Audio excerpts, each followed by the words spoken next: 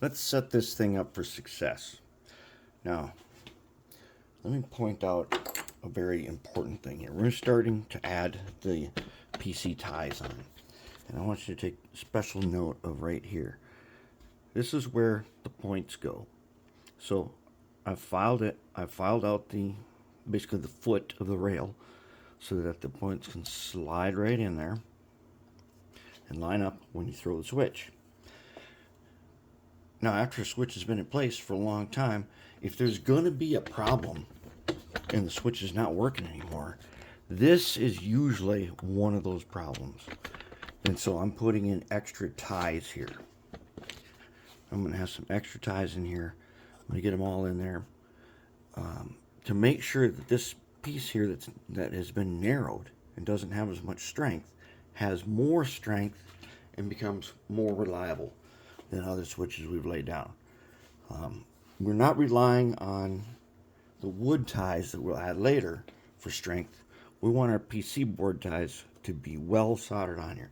And because of that, I have tinned the bottom of our main rail here. One rail that goes all the way across the whole thing. I've tinned the bottom of that, and I sand the tops of the PC board ties. And we are using acid flux, which we will clean later.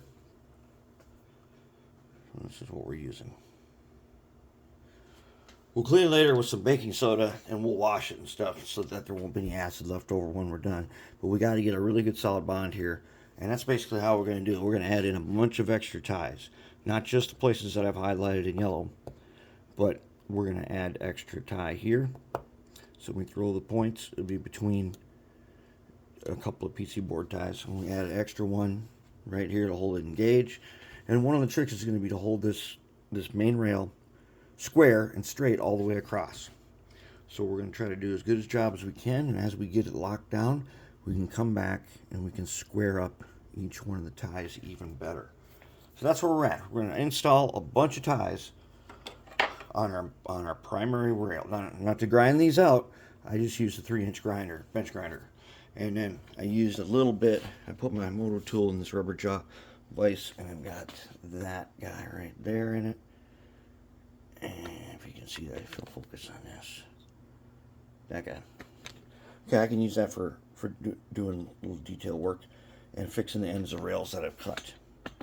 And that's where we're at on this. So we're going to get a bunch of ties in here. Then we will start forming frogs and things. And we're going to do it without the tool. We're going to freehand it. So that'll get interesting.